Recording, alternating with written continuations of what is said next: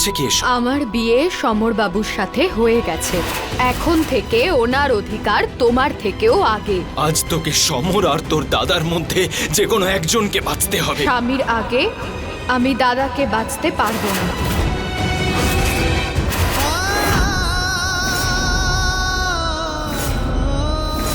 দাদা,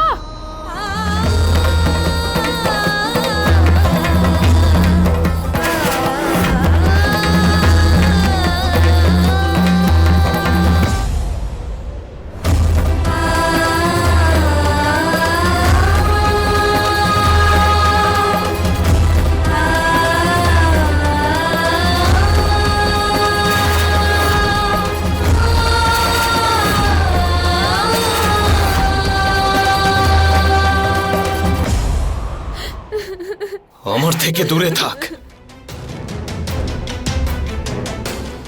যখন দাদা বড় হবে দাদার গোপ হবো আমি, দাদার মান রাখবো আমি। মায়ের নামে দিব্যি করে বলছি, তোকে আর আমাকে কেউ আলাদা করতে পারবে না।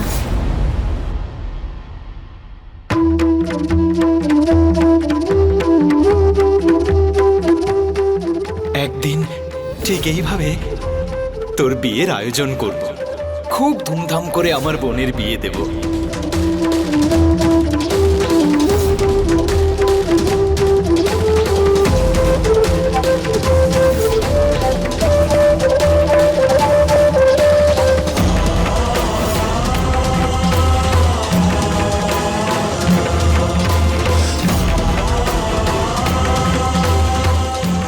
আরে বাবা, দাদা হেরে যাচ্ছিল তো, দাদাকে হাঁটতে কেমন করে দেবো?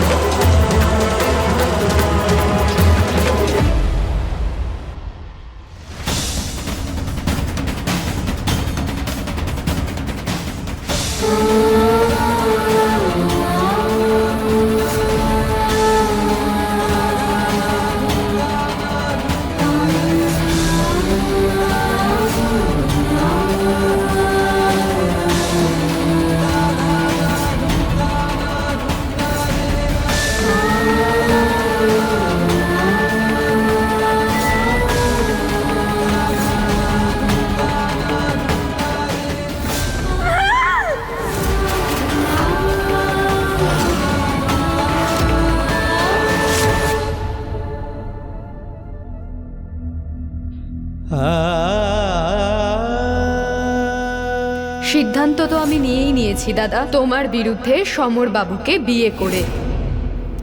তুমি আমাদের বিবাহিত জীবনে না গলিও না, কারণ স্বামীর আগে আমি দাদাকে বাঁচতে পারবো না। শিবা, তুই সবাইকে এমনটা কেন বললি যে কনক পালিয়ে গেছে? যা ওর ঘরে গিয়ে দেখ, ও নিজের ঘরেই বসে আছে। একে তো আগেই মন্দির যাওয়া নিয়ে ওকে যা তা বলেছিস। ওই বেচারি কতক্ষণ মন্দিরে অপেক্ষা করেছিল। আমি তোর মতলব খুব ভালো মতো বুঝেছি। তুই আমার মেয়ের বিরুদ্ধে পরিবারের সবাইকে রাগিয়ে তুলেছিস। কনককে সবার সামনে ছোট করতে চাস, তাই না?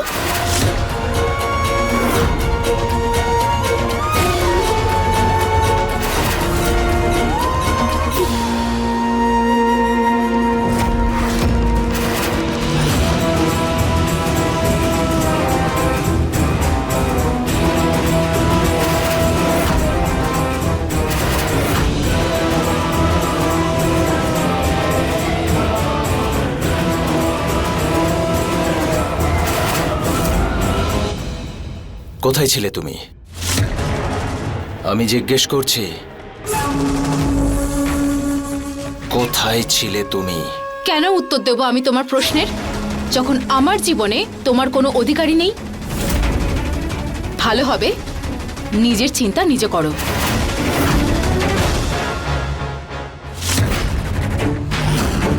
উত্তর তোমাকে দিতেই হবে।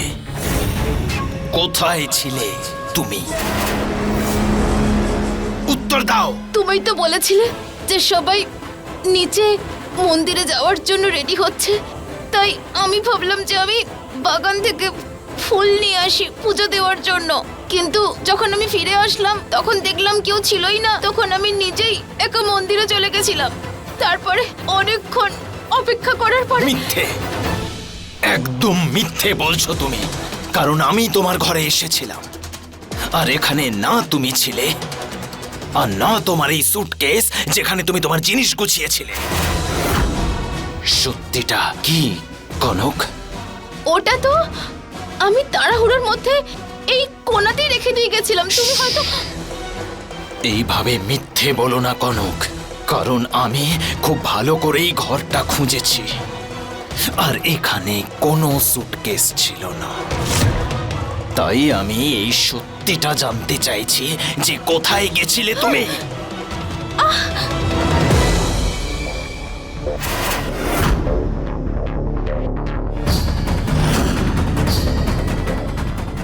শিবা, আমি আগেই বলি যে তুমি এই আঘাতটা দেখে যদি তোমার মনে আরো প্রশ্ন জাগে তাহলে বলি এই ব্যথাটা ফুল তুলতে গিয়ে আমার লেগেছে, সেটারই। ব্যাস, তোমার এই মিথ্যে কথা বন্ধ করো তুমি।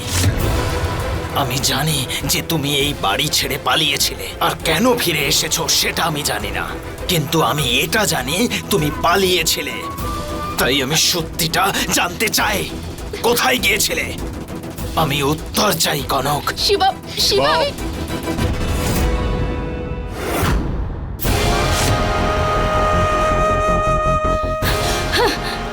তাহলে কিভাবে বিশ্বাস করাবো? আমি কি করব আমি এমন? আর তুমি আমার উপরে কেন চিৎকার করছো? আর বাবা মাকে সত্যিটাই বা কেন বলছো না যে আমি পালিয়ে যাইনি, পালিয়েছে তোমার বোন? কনক, খুব বিশ্বাস করো না তুমি তোমার বোনকে, যে ও কোনো খারাপ কাজ করতেই পারে না? আরে শিবা, সত্যিটা মেনে নাও যে তোমার বোন তোমার মুখ কালো করে চলে গেছে। তোমার সব কাজ, সব কথা, সব উদ্দেশ্য তোমার বোনকে ঘিরে, তাই তো? এমনকি আমার জীবনও তুমি এই জন্য খারাপ করেছো যাতে তোমার বোন ভালো থাকতে পারে। দেখো কি করেছে ও এখন। আর এখন এখন ওর করা দোষটাও আমার ঘাড়ে চাপাতে চাইছো তুমি।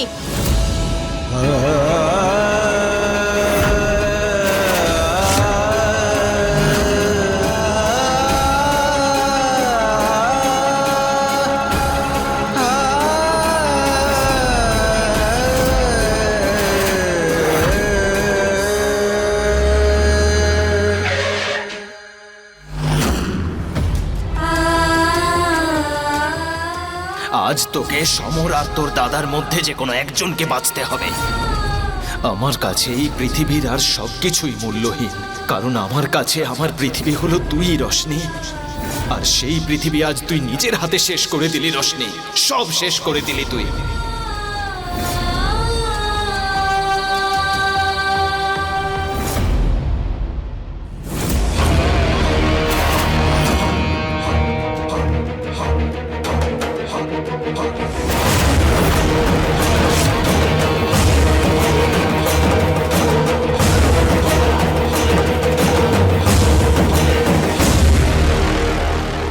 ওয়েলকাম রোশনি।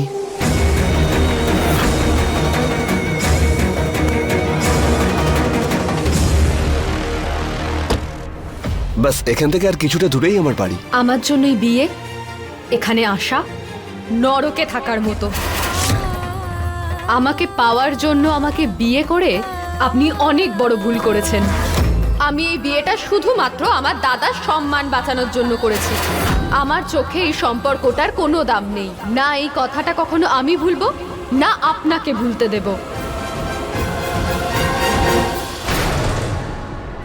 আমি জানি রোশনি, আমি তোমার ঘৃণা, তোমার রাগ সবকিছু বুঝতে পারি। আমি মানছি আমি তোমার কাছে একজন অপরাধী। এবার তুমি মানো বা না মানো, এখন কিন্তু আমি তোমার স্বামী। আর আজ আমি তোমার কাছে একটা প্রতিজ্ঞা করছি, যতদিন না তুমি আমাকে মন থেকে স্বীকার করছো ততদিন তোমাকে দেওয়া সব যন্ত্রণা, কষ্টের আমি মুখোমুখি হব।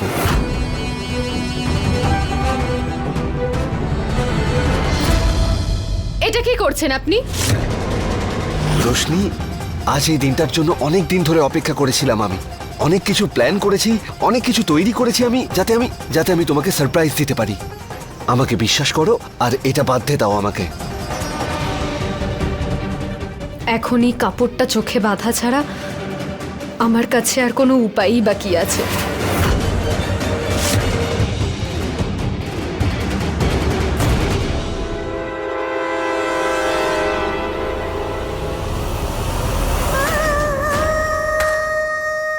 আমার এমনটা কেন মনে হচ্ছে যেখানে আমি আগেও এসেছি?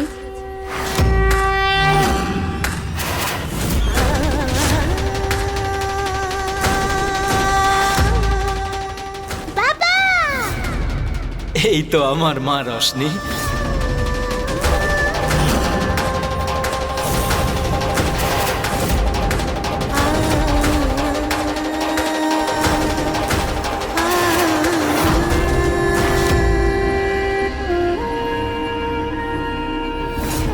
এমন মনে হচ্ছে যেন এই জায়গাটার সাথে আমার পুরনো সম্পর্ক আছে।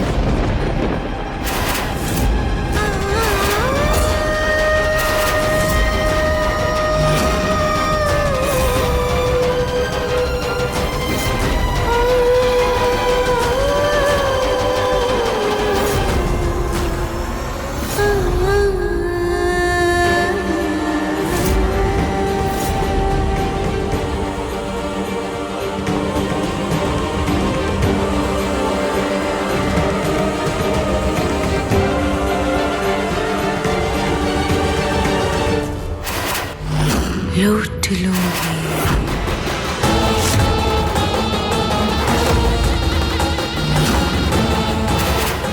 যদি মিথ্যে না হয় বেঁধে রেখেছো কেন? দেখাও আমাকে মালাটা, দেখি ওটা তোমার নাকি বুলি মায়ের। তারপর বলবে তুমি চোর নাকি আমি মিথ্যেবাদী।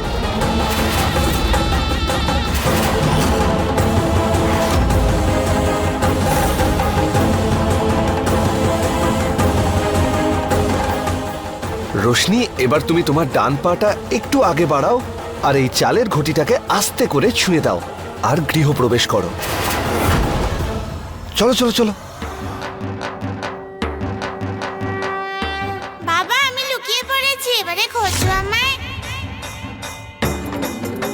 বাবা, আমি মেহেন্দি ছাপ দিয়ে এসেছি দরজায়।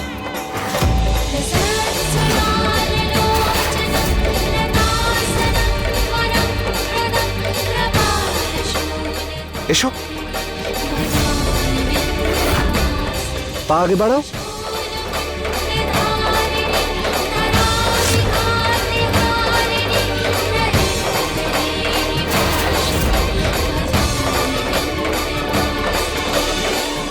গোলাপের গন্ধ কেন এমনটা মনে হচ্ছে যে এই গন্ধটাকে আমি অনেক আগে থাকতেই চিনি।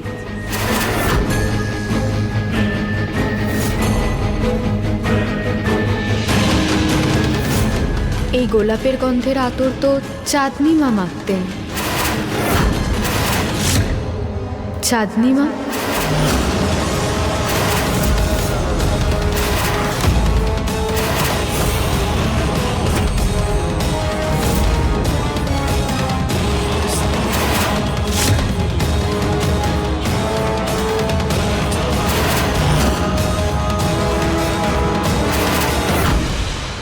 সমরবাবু, আমার হাত ছাড়ুন। আমি দেখতে চাই আমার সামনে কে দাঁড়িয়ে।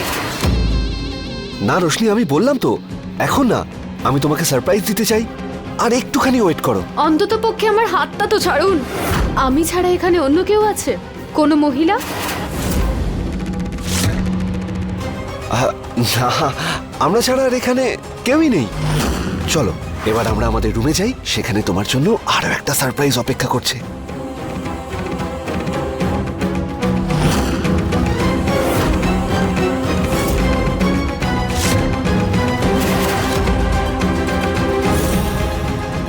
চাঁদনির এই নরকের সংসারে তোমাকে অনেক অনেক স্বাগত ধানীলঙ্কা।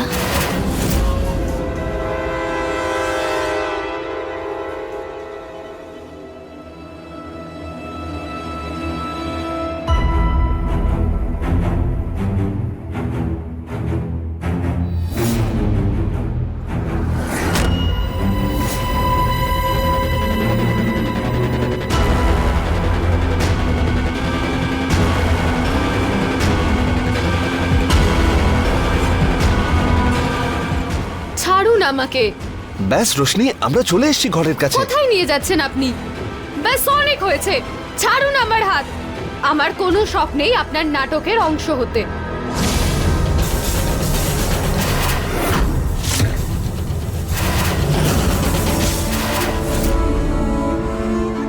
এই কারেন্টের কি হলো?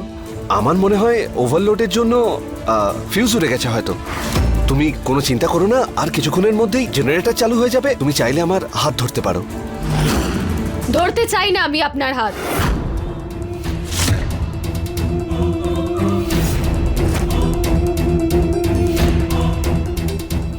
কেন জানি না আমার এটা মনে হচ্ছে এই বাড়িটার সাথে আমার একটা আত্মিক সম্পর্ক রয়েছে। আমার কোনো দরকার নেই আপনার সাহায্যের।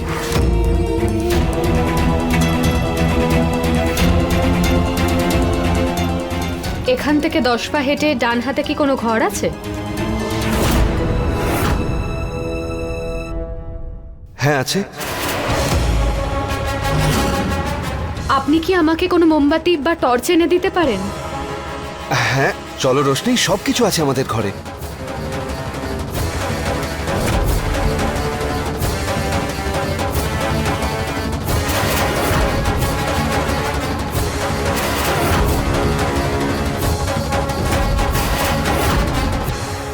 চাঁদনি,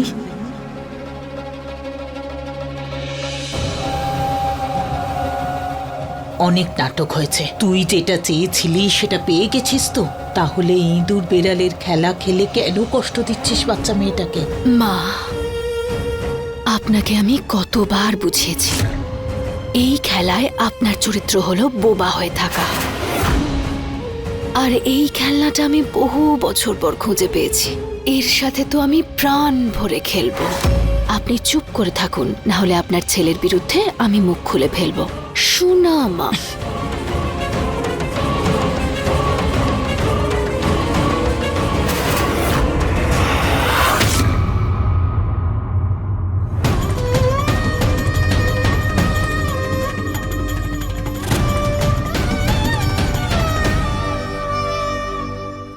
আমাকে একটা কথা দে, যত ঝড় ঝঞ্ঝাই আসুক না কেন তুই কখনো তোর বোনের হাত একা ছেড়ে দিবি না।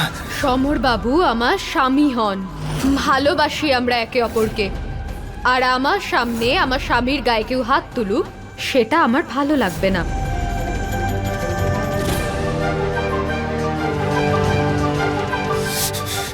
এটা সত্যি হতে পারে না, এটা সত্যি হতে পারে না। শিবরাজ, দরজা খোল বাবা, দরজাটা খোল।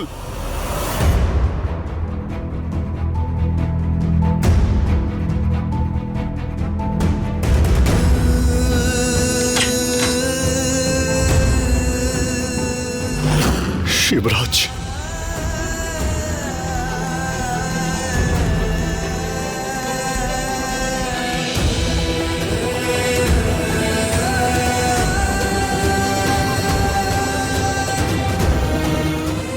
আমারও এটা বিশ্বাস হচ্ছে না যে আমাদের রশনি এইরকম কোনো কাজ করতে পারে। আমার কোলে মানুষ করেছি আমি ওই মেয়েকে, নিজের চোখে দেখেছি তোদের ভাই বোনের সম্পর্ককে। ও তোকে ভগবান মনে করে পুজো করত, আর আজ এই ভগবানের সঙ্গ ছেড়ে ও অন্য কারো হাত ধরল। না শিবা না, আমার বিশ্বাস ওই মেয়ে বলুক বা না বলুক, আমার মনে হয় এই কাজ করতে ওকে কেউ বাধ্য করেছে রে বাবা। ও যদি বাধ্য হয়েছিল তাহলে ওর সমস্যা ওর দাদাকে কেন বলল না? ও হয়তো আমার প্রতি ওর বিশ্বাসই ভেঙে গেছিল। শিবা, কি করছিস তুই?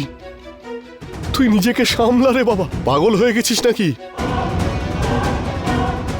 ওই সমর আমার কাছ থেকে আমার প্রাণ ছিনিয়ে নিয়েছে। দেখতে পাচ্ছ না, বিয়ে করেছি আমরা একটু আগে। আমার সবকিছু কেড়ে নিয়েছে ও। ওর সম্বন্ধে আমাকে সবকিছু জানতে হবে বাবা। তুই চিন্তা করিস না শিবা, ওর সম্পর্কে সব খোঁজ খবর নিতে আমি তোকে সাহায্য করব। কিন্তু বাবা, এই সময় রাগের মাথায় কোনো সিদ্ধান্ত নিস না, বরং ঠান্ডা মাথায় তোকে সিদ্ধান্ত নিতে হবে শিবরাজ। কারণ রশনি ওর কাছে আছে।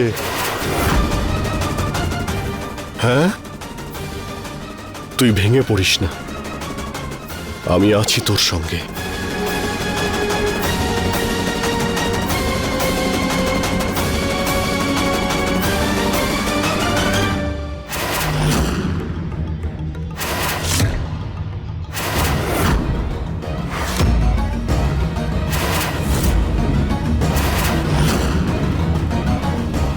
সুন্দর, শোন ভাই, আজ সকালে তুই যে আমাদের বাড়ির দেওয়ালে রং করছিলি, এই রংটাই ছিল তো? মাফ করে দিও ভাই, আমার জন্য তোমার রং লেগে গেল। যা জিজ্ঞেস করছি তার উত্তর দে। তুই যখন রং করছিলি তখন ওটা দিয়ে কোনো ছেলে আর মেয়েকে যেতে দেখেছিলি? আরে ভাই, কতজনই তো এখান দিয়ে যাওয়া আসা করে। কিন্তু হ্যাঁ ভাই, একটা মেয়ে ছিল যার হাতে সুটকেস ছিল, আর ওর সুটকেসটা আমার রঙের বালতির সঙ্গে ধাক্কা লেগেছিল, আর রংটা ওর সুটকেসে লেগে গিয়েছিল, কিন্তু একবারও দাঁড়ালো না।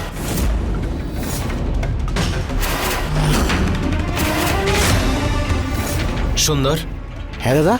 ওপরে কনক দেবীর রুমে যা, ওখানে একটা সুটকেস আছে যেটায় এই রং লেগে আছে, নিয়ে আয়। ঠিক আছে।